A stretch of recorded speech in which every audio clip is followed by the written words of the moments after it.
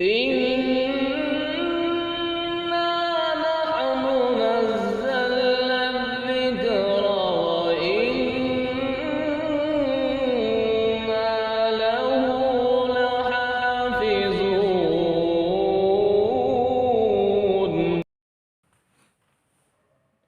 أعوذ بالله من الشيطان الرجيم. بسم الله الرحمن الرحيم. سل بني إسرائيل كم آتيناهم من آية بينة ومن يبدل نعمة الله من بعد ما جاءته فإن الله شديد العقاب. زين للذين كفروا الحياة الدنيا ويسخرون من الذين آمنوا والذين اتقوا فوقهم يوم القيامة والله يرزق من يشاء بغير حساب. كان الناس أمة واحدة فبعث الله النبيين مبشرين ومنذرين وأنزل معهم الكتاب بالحق ليحكم بين الناس فيما اختلفوا فيه وما اختلف فيه إلا الذين أوتوه من بعد ما جاءتهم البينات بغيا بينهم فهدى الله الذين آمنوا لما اختلفوا فيه من الحق بإذنه والله يهدي من يشاء إلى صراط مستقيم. صدق الله العظيم. الحمد لله رب العالمين والصلاة والسلام على سيد المرسلين وعلى آله وأصحابه الغر الميامين. اعوذ باللہ من الشیطان الرجیم. بسم اللہ الرحمن الرحیم. سل بنی اسرائیل کم آتیناہم من آیت بینہ. اس سے پیشتر آیات میں سارے ایمان کے دعوے داروں سے مطالبہ تھا کہ وہ اسلام میں پورے داخل ہو جائیں، شیطان کے قدم بقدم نہ چلیں، اور اگر انہوں نے اس سلسلے میں لغزش کی تو پھر اللہ کی طرف سے ان پر گرفت آئے گی. فَاعْلَمُوا أَنَّ اللَّهَ عَزِيزٌ حَكِيمٌ. یاد رکھو اللہ زبردست ہے، یعنی اللہ گرفت کرنے والا ہے، اللہ سزا دینے والا ہے. یہ تحدید کر دی گئی تھی. اب اس کے بعد یہ بات واضح کی جا رہی ہے کہ اللہ کی اس تحدید کو، اللہ کی طرف سے دی گئی اس وعید کو محض فرضی نہ سمجھا جائے، محض دھمکی نہ سمجھا جائے، بلکہ یہ ایک حقیقت ہے. اللہ کا یہ دنیا میں قانون رہا. جب بھی لوگوں نے اس کے قانون سے بغاوت کی، اس کے قانون سے اعراض کیا، اس کی شریعت سے روگردانی کی، تو اللہ کی طرف سے گرفت آئی ہے. اور اس وقت جو علم کے دعوے دار تھے، اپنے آپ کو اہل کتاب کہتے تھے، بنی اسرائیل، ان کی طرف توجہ دلائی گئی کہ آپ اس حقیقت کو ان سے معلوم کر سکتے ہیں کہ جب بھی بنی اسرائیل نے اللہ کے قانون سے، اللہ کے کسی حکم سے روگردانی کی تو ان پر اللہ کی طرف سے گرفت آئی ہے. فرمایا گیا سل بنی اسرائیل. یہ ایک تاریخی حقیقت ہے، اس کو دریافت کرو، معلوم کرو بنی اسرائیل سے. بنی اسرائیل سے یعنی علماء بنی اسرائیل سے پوچھئے کم آتیناکم من آیت بینہ، ہم نے انہیں کتنی واضح نشانیاں دیں. کم آتینا آباءہم و اجدادہم، ہم نے ان کو یعنی ان کے آباء و اجداد کو کتنی واضح نشانیاں دیں، اور انہوں نے جب اس سے روگردانی کی تو اللہ کی طرف سے ان پر گرفت آئی. اللہ رب العزت نے بنی اسرائیل کو توریت دی. جب انہوں نے توریت سے روگردانی کی تو اللہ کی طرف سے کوہ طور کو معلق کر دیا گیا. اللہ رب العزت کا کلام ان کو سنایا گیا.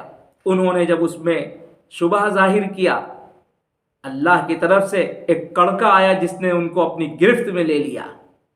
اللہ نے ان پر سلوہ نازل کیا، لیکن انہوں نے جب اللہ کی اس نعمت کی ناقدری کی تو اللہ نے اس کو پھر سڑا دیا.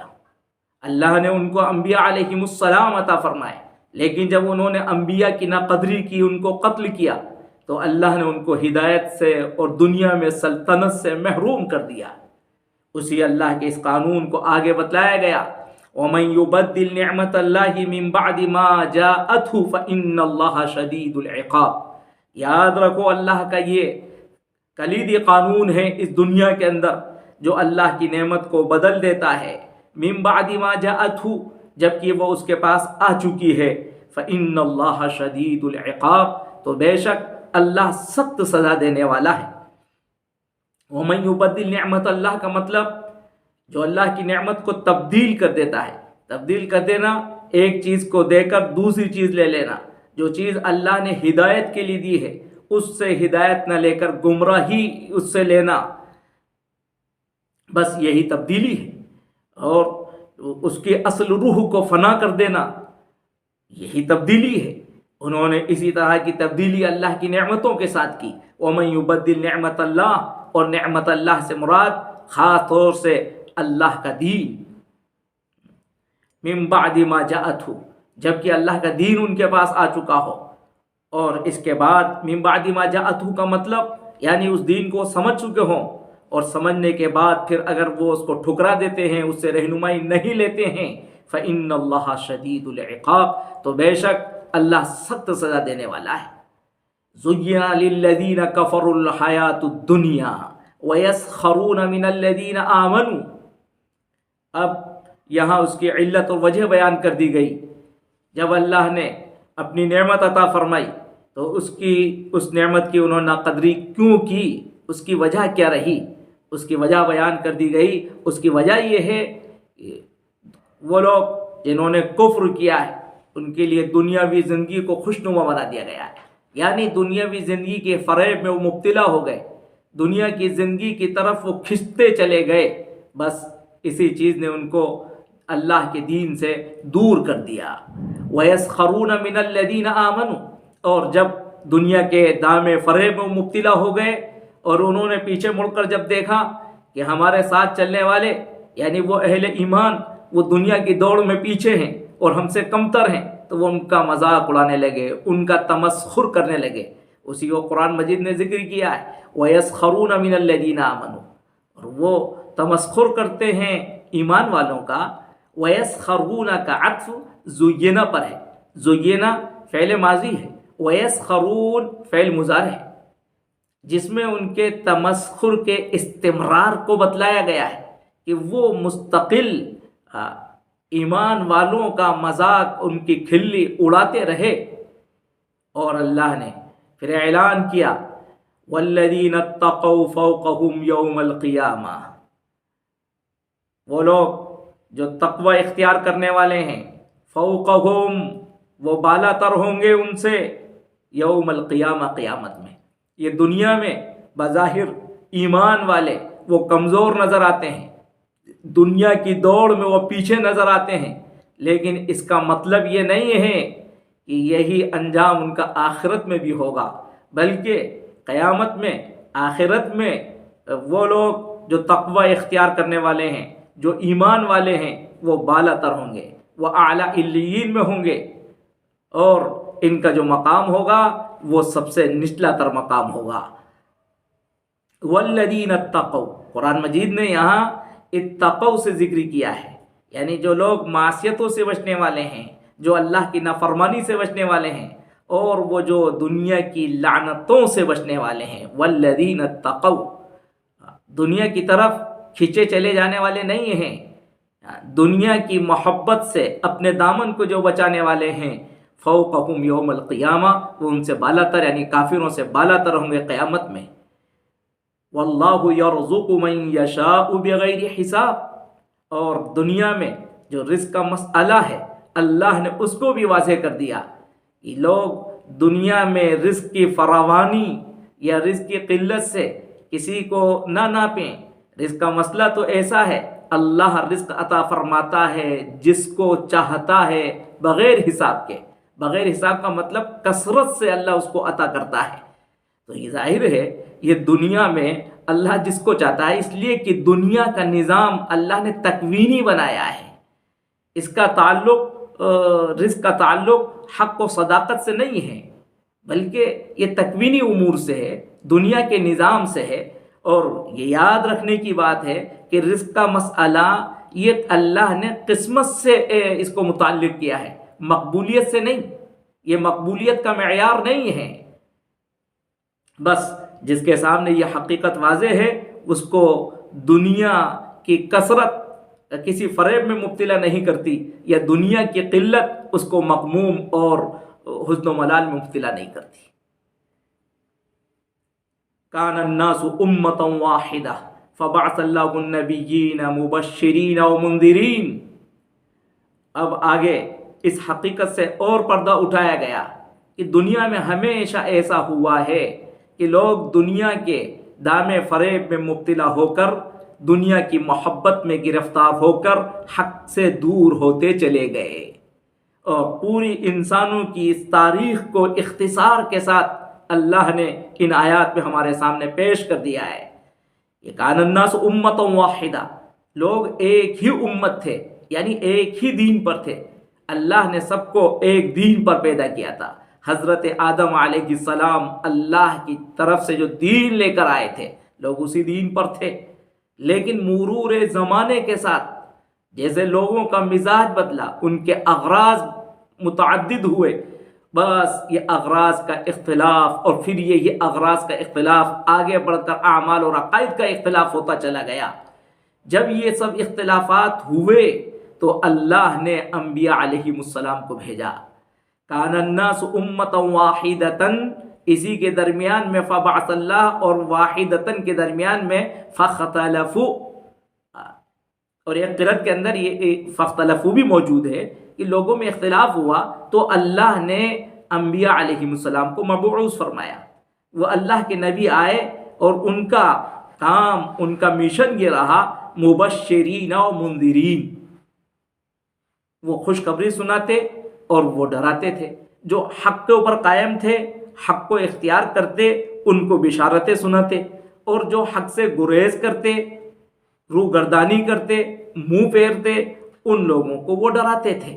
وَأَنزَلَ مَعَهُمُ الْكِتَابَ بِالْحَقِّ، اور اللہ نے ان انبیاء کے ساتھ کتابیں بھی اتاری۔ وَأَنزَلَ مَعَهُمُ الْكِتَابَ، الکتاب پر جو الف لام ہیں وہ جنس کا ہے،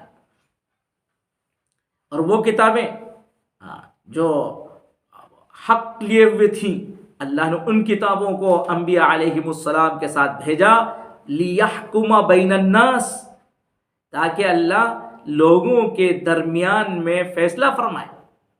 کتابیں اس لیے بھیجی گئی، انبیاء علیہم السلام اس لیے بھیجے گئے تاکہ لوگوں کے درمیان میں فیصلہ کیا جائے ان باتوں میں فی مختلف فی، جن میں ان کا اختلاف ہو گیا ہے، یعنی وہ مذہبی باتیں جن میں لوگ ایک دوسرے سے اختلاف کر رہے ہیں، ان کتابوں کے ذریعے سے اور انبیاء علیہم السلام کی بعثت کے ذریعے سے ان کے اختلاف کو دور کیا جائے۔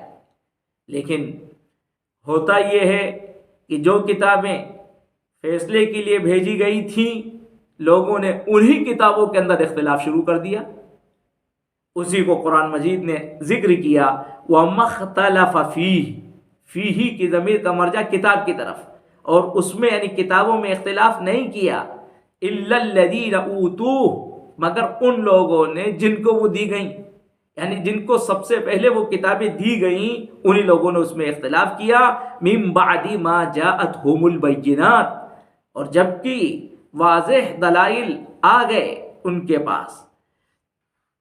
اور ظاہر ہے الا الذین اوتوہ سے مراد یعنی علماء.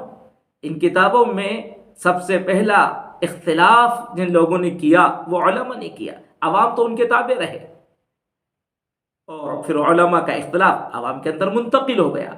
اسی کو ذکر کیا گیا الا الذین اوتوہ من بعد ما جاءتهم البینات بغیا بینہم، اور اس کی علت، اس کی وجہ بھی بیان کر دی گئی. یہ اختلاف کیوں ہوا؟ محض حسد کی وجہ سے، محض بغض کی وجہ سے، بغیا بینہم محض ضد کی وجہ سے. اور یہ حسد کس چیز کا تھا؟ یہ بغض کس چیز کا تھا؟ ظاہر ہے کہ یہ حب دنیا کا تھا، حب جاہ کا تھا، حب مال کا تھا. یہی چیز سبب بنی. تو معلوم ہوا جس چیز کی طرف اوپر اشارہ کیا گیا تھا زُيِّنَ لِلَّذِينَ كَفَرُوا الْحَيَاةُ الدُّنْيَا، کافروں نے حق کی مخالفت کیوں کی؟ اس لیے کہ دنیا کے دام فریب میں مبتلا ہو گئے، اور ہر زمانے کے اندر یہی ہوا. حب جاہ کا مطلب کیا ہے؟ حب دنیا. حب مال کا کیا مطلب؟ حب دنیا. یہی رہا. اس سے معلوم ہوا کہ دنیا کی محبت اتنی خطرناک ہے جو انسان کو ہدایت سے محروم کر دیتی ہے اور ضلالت کے راستے پر لا کھڑا کرتی ہے. پھر اللہ نے فہد اللہ الذین آمنوا لما اختلفوا فیہ من الحق بإذنہ، پھر اللہ نے ایمان والوں کو ہدایت عطا فرمائی بإذنہ. بإذنہ کا مطلب اپنی توفیق سے، اپنی توفیق خاص سے اللہ نے ان کو ہدایت عطا فرمائی. کن چیزوں میں؟ لما اختلفوا فیہ من الحق، اس امر حق میں جس میں انہوں نے اختلاف کیا. اس سے اشارہ امت محمدیہ کی طرف ہے. اللہ نے اس امت محمدیہ کو اوپر فضل فرمایا اور اس کو خاص ہدایت عطا فرمائی ہے، جس میں دنیا کے لوگوں نے جس حق کے سلسلے میں اختلاف کیا، اور وہ حق ظاہر ہے کہ جناب رسول اللہ صلی اللہ علیہ وسلم کی بعثت ہے اور دین اسلام ہے، جس میں اب لوگوں کا اختلاف تھا. اللہ نے اس امت محمدیہ کو خاص طور سے اپنے فضل سے اس کی رہنمائی فرمائی. واللہ یہدی من یشاء الی صراط مستقیم، اور اللہ ہدایت عطا فرماتے ہیں جس کو چاہتے ہیں صراط مستقیم کی. اللہ رب العزت ہم سبھی کو اس ہدایت پر گامزن رکھے اور ضلالت سے ہم سب کی حفاظت فرمائے. آمین یا رب العالمین.